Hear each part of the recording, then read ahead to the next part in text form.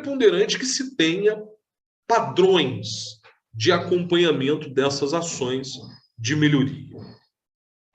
E aí, quando você planejou e implantou o sistema de gestão da qualidade, você vai buscar a certificação, né? Porque você planeja e implanta um sistema de gestão de qualidade. Você tem que ter auditoria interna, primeiro, para ela auditar os processos. Quando você está seguro, né, com base nos pareceres da auditoria interna, por exemplo, da sua diretoria de qualidade ou da sua organização, cada organização acaba se estruturando de forma diferente em relação a isso, você está seguro que aquele processo ele é aderente aos padrões da ISO 9001, por exemplo, o último passo é a auditoria externa, que é realizada por uma agência certificadora credenciada. Nesta etapa, um auditor externo ele vai validar se o sistema de gestão da qualidade e os seus processos foram estabelecidos, foram documentados de acordo com o que apresenta a norma ISO 9001. Uma vez que a organização tem o seu sistema de gestão da qualidade certificado, né, você consegue a certificação, o trabalho não acabou, né? É importante que a alta direção e os colaboradores dessa organização continuem engajados em promover a cultura da qualidade dentro da empresa e o aprimoramento constante dos processos organizacionais. Gente, a norma ISO 9001, né, ela, aqui no Brasil, né, ela é publicada pela ABNT, a gente conceitua, chama, né, esta norma de NBR ISO 9001. Como eu já disse para vocês, ela é uma norma de padronização para o desenvolvimento de um determinado serviço ou produto. Esse sistema de gestão visa otimizar processos e desenvolver produtos com maior rapidez, a fim de satisfazer os clientes da organização. A norma ABNT, NBR, ISO 9001, ela não é a única norma da ABNT, ela pode ser aplicada em conjunto com outras normas de funcionamento, como normas de saúde ocupacional, normas relacionadas ao meio ambiente e à segurança. O sistema de gestão ele faz parte de um conjunto de normas designado ISO 9000. A 9001 ela é o sistema de gestão de qualidade. Tá? A gente tem outras normas da série 9000 que fazem parte dessa série, né, sistemas de gestão, e como nós vimos aqui no ponto número 1 desta transparência, se ocupam de outros assuntos, como saúde ocupacional, meio ambiente e segurança. Né? E a 9001, pessoal, na verdade, ela pode ser implantada por organizações de qualquer tamanho, independentemente do ramo de atuação. Né? Como eu disse para vocês, né, a ISO 9001 ela tem uma versão brasileira, né, que é a ABNT NBR ISO 9001, que é um espelhamento da ISO 9001, né, que tem como objetivo estabelecer normas para aumentar a qualidade dos processos organizacionais. E quais são as vantagens de você buscar a certificação? Quais são as vantagens de você se certificar? Ora, uma organização que possui um sistema de gestão da qualidade com base na norma ISO 9001, ela busca otimizar e padronizar seus processos, sempre com um olhar sistêmico voltado para o tratamento de não conformidades, planos de ação de melhoria, né? Porque o ciclo PDCA, para quem trabalha com qualidade total ou com SGQ, é muito relevante em função da necessidade de se melhorar continuamente. Né? As vantagens é que a organização ela sempre fará uma análise de eficácia das ações, vai sempre avaliar os riscos, pautado na ideia de melhoria contínua, né? E uma vantagem muito importante é que vivenciar o conceito de melhoria contínua através de procedimentos padronizados e organizados é uma chave para você ser uma organização inovadora, né? E uma outra coisa, né? Como a gente está falando de melhoria contínua, depois que você é certificado, é muito importante que você entenda que ganhou a certificação, não pode parar, né?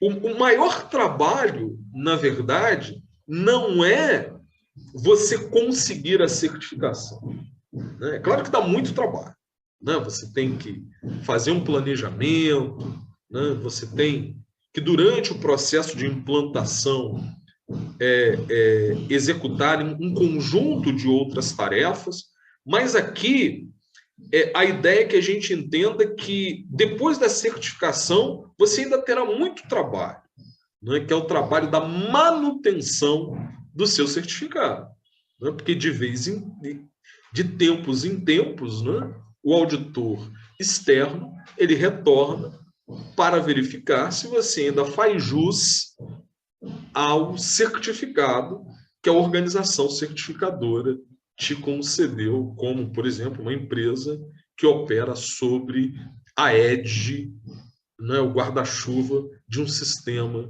de gestão da qualidade certificado pela ISO 9001, por exemplo. Tá? Muito bem, então a vantagem é que a sua organização será estimulada, principalmente se ela quiser manter a certificação, a aplicar a ideia de Kaizen, melhoria contínua dos processos de forma constante. Vamos dar uma olhada numa questão de concurso público sobre este assunto. Vamos lá. Olha só.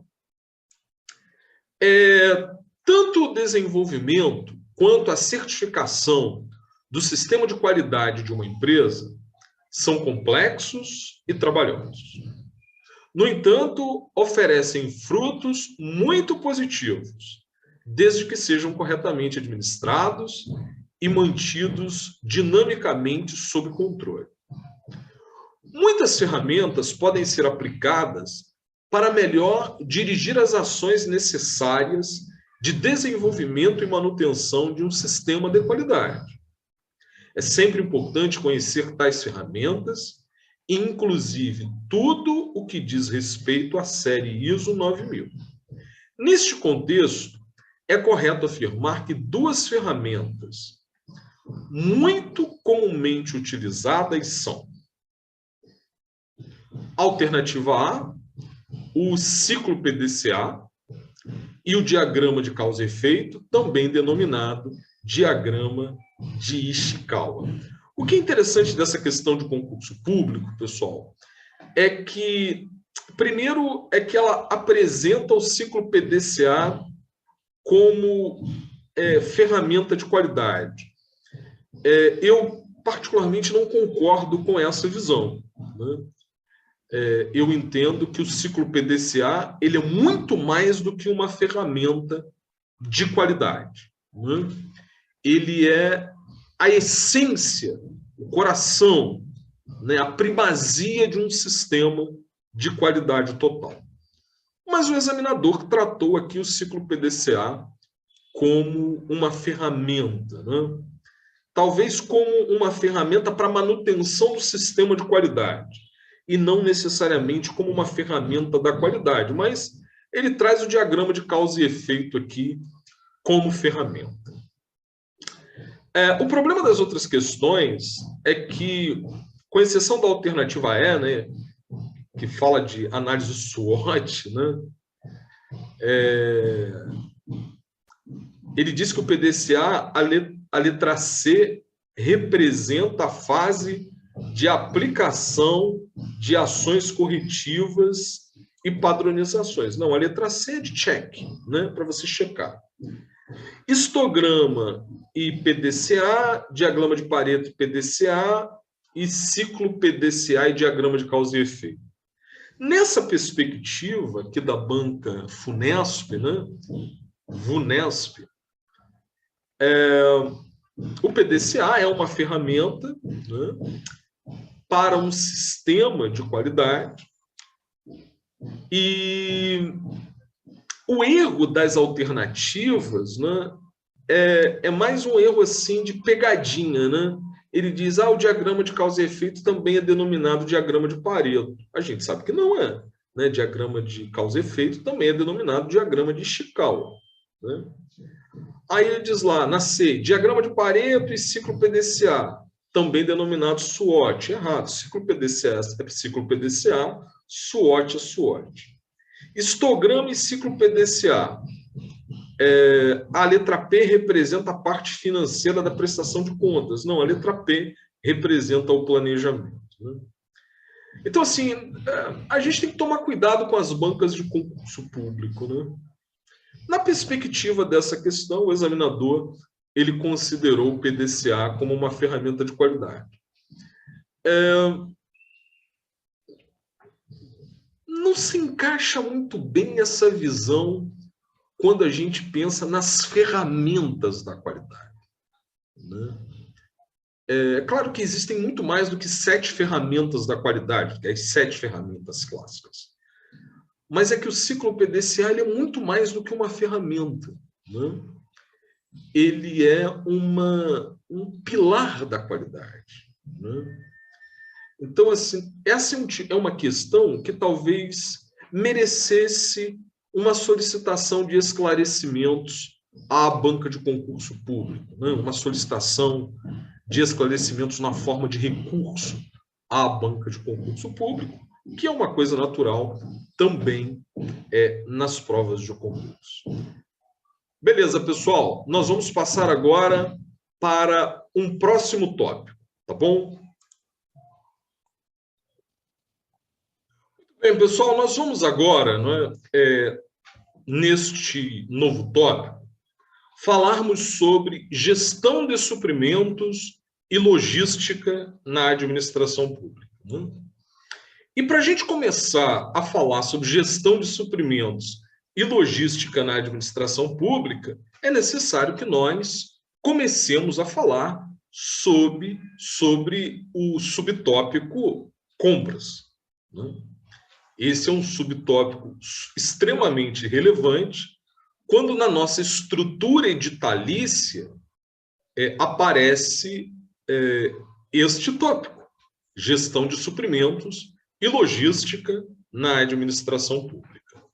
Então, nós vamos falar de compras, né? Mas nós vamos falar de compras aqui. É claro que a gente vai precisar falar de compras um pouco numa perspectiva legalista, né?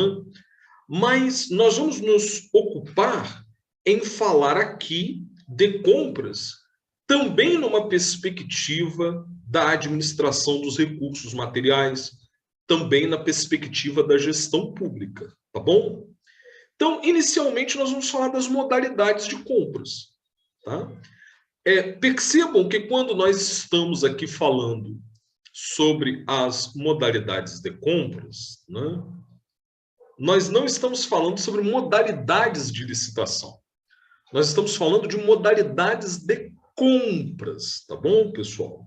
Não confundir modalidade de compras com modalidades de licitação, porque a disciplina não é direito administrativo, é gestão pública, administração pública. Então, quando a gente fala de compras aqui, é claro que por vezes a gente precisa dar um passeio, não é, lá nos aspectos legais e normativos previstos, né, na Lei 8666, por exemplo. Perdão. Mas a gente está falando aqui de compras numa outra perspectiva. Tá legal? Numa perspectiva que vai um pouquinho além da perspectiva que a gente aprende ali no direito administrativo quando estuda licitações e contratos, tá? Então, quando nós falamos de modalidade de compras, nós temos uma classificação geral quanto às modalidades de compras, né? Nós podemos ter modalidades de compras baseada no item comprado, no local de origem do fornecedor, na formalização das compras, na necessidade de entrega do item ou com base no ineditismo ou recorrência da compra. Isto são critérios para nós classificarmos as modalidades de compra, tá bom? Quanto ao item comprado, quanto ao local de origem do fornecedor, quanto à formalização das compras, quanto à necessidade de entrega do item, ou quanto ao ineditismo ou recorrência da compra, tá?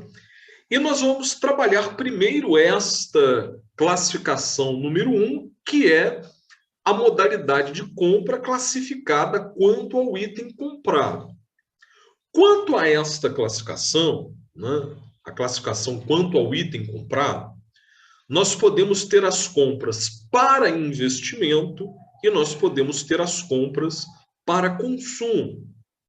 A classificação quanto ao item comprado, quando subclassificada em compras para investimento, significa que nós estamos comprando bens de capital, bens patrimoniais, como equipamentos, instalações, que irão compor o ativo imobilizado da organização. Você está fazendo um investimento. Você está comprando um item que vai agregar valor ao patrimônio da sua instituição, inclusive do ponto de vista de escrituração contábil, né? Agora, quanto ao item comprado, nós também subclassificamos essa modalidade de compra como compra para consumo. Compra para consumo são compras de matérias-primas ou produtos intermediários, né, que são insumos produtivos ou materiais auxiliares não produtivos, né, como, por exemplo, material de limpeza, tá? Ou quando você compra farinha para fazer o pão da sua padaria, né, são matérias-primas e produtos intermediários. Então, não é difícil a gente subclassificar esta classificação de modalidade de compra quanto ao item comprado, né? Nós teremos compra para investimento, que são os bens de capital que nós podemos adquirir quando compramos algo, ou nós temos a compra para consumo, né? É autoexplicativo, né? Uma compra de itens que será consumida durante o processo produtivo, são as matérias-primas, os produtos intermediários. Uma outra classificação é quanto à origem do fornecedor, e quanto à origem do fornecedor, nós temos a subclassificação compra local e compra por importação. A compra local, como o nome já diz, né, ela acontece e muita gente erra isso em prova de concurso público, tá bom? Porque imagina que a ideia de compra local está vinculada a bairro, a município, a estado. Não. Nós vamos classificar compra local quanto à origem do fornecedor quando o fornecedor ele é do mesmo país do comprador, ou ele está no mesmo país do comprador. É claro que pode ser uma empresa multinacional, tá?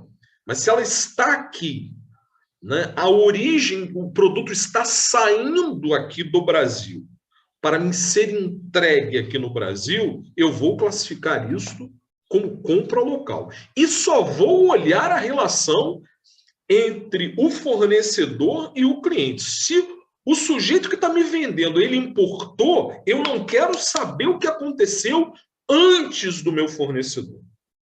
Para eu realizar essa classificação, eu vou olhar as duas pontas, quem está comprando e quem está vendendo, né? E aí, se esse cara que está me vendendo, ele está aqui no Brasil junto comigo, e o produto está aqui com ele, eu vou classificar isso como compra local, né? Quem fornece é do mesmo país do comprador, está no mesmo país que o comprador. Agora, compra por importação, quem fornece é de um país distinto do comprador, no sentido de que o processo de compra ele precisa passar por um processo de importação, tá bom? Muito bem, então essa é a classificação quanto à origem do fornecedor. Nós temos uma outra classificação, que é a classificação quanto à formalização das compras, né? E quanto à formalização das compras, nós temos duas subclassificações, né? As compras formais e informais. Percebam que esse tipo de classificação só é possível na iniciativa privada, né? Isso é possível na iniciativa privada. Porque até as compras de pequena monta na administração pública, elas precisam obedecer trâmites burocráticos, né? Até quando você compra com cartão corporativo, cartão de suprimento de fundo, às vezes uma coisa muito baratinha, né? Você tem que pedir nota fiscal, você tem que prestar contas, né? Então, assim, aí quando você compra em dinheiro, Alberto, pois é, você tem que fazer. Ah, mas eu estava numa missão, o pneu furou, o borracheiro trocou meu pneu, era informal, meu amigo fotografa, grava com celular, dá um jeito de colocar aquilo na prestação de contas, tá? Né, você estava no meio do mato, né, era o único borracheiro que tinha. Então, assim, você vai transformar a informalidade na formalidade. Mas essa classificação aqui, ela só é possível realmente na iniciativa privada. Essa subclassificação, que está debaixo do guarda-chuva da classificação, formalização das compras. Nós teremos as compras formais e as compras informais. As compras formais, elas exigem documentos que comprovem a instrução do processo de compra, como orçamento, editais e outros documentos, que também ocorrem na iniciativa privada. E as compras informais são compras que dispensam trâmites burocráticos formais, né? Na administração pública, as compras serão sempre formais, mesmo aquelas que dispensam grandes trâmites burocráticos, mas sempre haverá um trâmite burocrático quando nós falamos de compra no setor público, tá bom? Então, quanto à formalização das compras, nós podemos dividir as compras em compras formais e em compras informais. A gente tem a classificação quanto à entrega do item, né? E quanto à entrega do item, nós temos as chamadas compras antecipadas, as compras parceladas e as compras emergenciais. As compras antecipadas, pessoal, antecedem a necessidade efetiva do consumo com base no planejamento do gestor de estoques. Se você é dono de uma padaria e vende pães, o seu principal insumo, a sua principal matéria-prima é a farinha de trigo, né? E quando você compra, quando você ainda tem, né, este produto em estoque, a ponto de te atender dentro de uma curva produtiva que não vai gerar prejuízos para a sua padaria ou não vai gerar falta de produto, e você tem isso lá, mas já está comprando, você está antecipando uma necessidade efetiva. Então, quanto à entrega do item, nós classificamos essa compra como compra antecipada. Nós temos também, quanto à entrega do item, a subclassificação compras parceladas, que são compras formalizadas por meio de contratos que prevêem entrega dos itens de material parceladamente. Isso é muito comum hoje em dia, principalmente que muitas empresas não têm grandes espaços para estocagem, né? Então, uma estratégia que algumas organizações fazem é manter um estoque bem pequenininho das coisas, ter, às vezes, um almoxarifado bem pequeno, né? Ou um espaço de estocagem bem pequeno, e conforme ele vai precisando dos insumos, ele estabelece muito claramente em contrato os processos, as datas, os horários e as etapas de entrega daqueles insumos. E aí você acaba, de alguma forma, transferindo o custo de estocagem, né, da sua loja, da sua padaria, do seu restaurante, para o seu fornecedor. Tá? Para o seu fornecedor. Então, essas são as chamadas compras parceladas. Perceba que a parcela aqui não tem nada a ver com pagamento, tá bom, pessoal? Porque compras parceladas aqui é uma subclassificação da classificação modalidade de compra quanto à entrega do item. Então, quanto à entrega do item, a gente pode ter uma compra antecipada ou uma compra parcelada. E nós temos as chamadas compras emergenciais, que são aquelas onde não há uma necessidade prevista com a devida antecedência da realização da compra. Pode surgir uma situação fática que demande a necessidade de se realizar uma compra emergencial, né? Vamos supor que você é dono do restaurante e estourou algum encanamento, né, transportador de gorduras, e você precisou comprar detergente para limpar a sua cozinha. Essa não é uma compra antecipada nem parcelada, não é? Porque as duas carecem de planejamento. Essa é uma compra emergencial, porque aconteceu uma situação transversal e fática que, quanto à entrega do item, nos fez classificar esta compra como uma compra emergencial. A gente tem uma outra modalidade de compra, que é quanto ao ineditismo ou recorrência da compra. E aí a gente tem 3 subclassificações, que é a compra modificada, a compra direta e a compra nova, né? Isso que a gente chama de compra nova são as inéditas. Ou seja, elas nunca foram realizadas anteriormente pela sua organização. Vou voltar para a padaria, né? Faz de conta que você é dono de uma padaria e você só vende pão de farinha branca, né? Você não vende pão integral na sua padaria. E aí, por uma estratégia de negócio, o pessoal começa a pedir pão integral para você e você decide que pela primeira vez você vai comprar farinha integral para produzir pães integrais, né? Do ponto de vista da modalidade de compra, ineditismo ou recorrência da compra, esta primeira compra de farinha integral que você está realizando para a sua padaria, nós vamos classificar como compra nova. São as compras inéditas. Agora, a farinha branca, que você já compra há um tempão, a gente vai classificar como recompra direta, tá? Recompra direta. Por quê? São compras rotineiras que você realiza e que realiza usualmente dentro da organização, porque aquele material, aquele insumo, aquele produto faz parte do portfólio de produtos que você necessita para você tocar o seu negócio, para você poder limpar a sua padaria, para você poder fazer o seu pão. E a gente tem também a chamada compra modificada. A compra modificada, ela é uma espécie de recompra direta, né? A recompra modificada, o termo correto que a gente deve utilizar para compra direta ou compra modificada, na perspectiva desta modalidade, ineditismo ou recorrência da compra, é recompra direta ou recompra modificada, tá bom? A gente só usa a expressão compra para compra nova. É para não deixar dúvidas. É porque às vezes a gente se refere no dia a dia, né, de quem trabalha com logística, a gente às vezes se refere a recompra direta como compra direta. Não, é recompra direta e recompra modificada. Compra sozinha é só quando é compra nova, tá bom?